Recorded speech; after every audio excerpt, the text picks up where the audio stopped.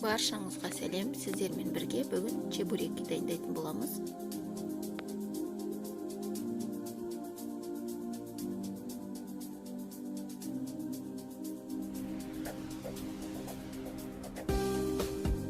Бізге керекті 1 стакан су, 1 шай қасық тұз саламыз.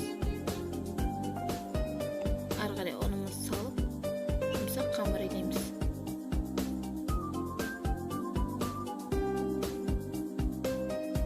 Оның үстіне 2 ас қасық сұйық май қосамыз.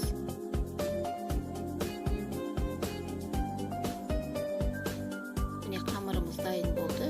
Жарты сағатқа бетін жауып қойып қоямыз. Енді салмамызды дайындаймыз. Бізге керекті 3 пияз. Пиязымызды майдалап турап, блендермен езіп аламыз. Міне пиязымыз дайын болды. Оны фаршымыздың үстіне саламыз.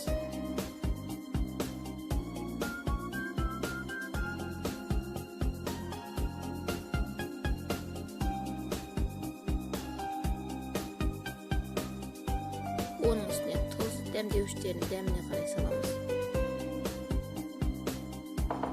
Жақсылап араластырамыз. Міне фаршымыз дайын болды. Енді қамырымызды дайындаймыз. Қамырымызды барлығын бөлшектерге бөліп шығамыз. Ары қарай жаямыз.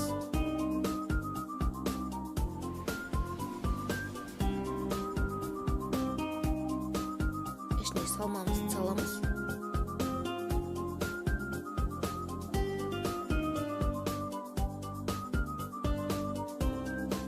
Видеодағыдай форма жасаймыз.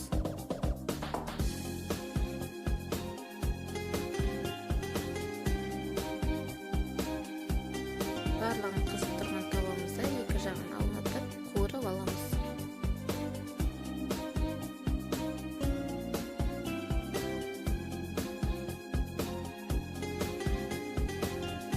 Міне чебуректеріміз дайын болды. Өте дәмді болып шығады.